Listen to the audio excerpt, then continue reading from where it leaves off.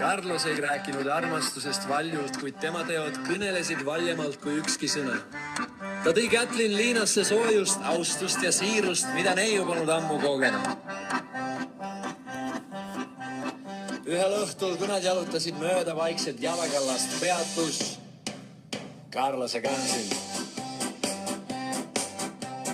Carlose käksid ütles ja kaasarves, et ma hoolin sinust väga ja ma armastan sind.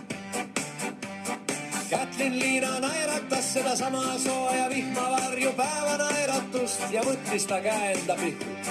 Ma tean, sosistas ta ja mina sinust samuti. Sellest hetkest sai alguse nende ühine lugu. Lugu kahest südamest, mis said üksteisega kokku just õigel ajal, just õigel moel.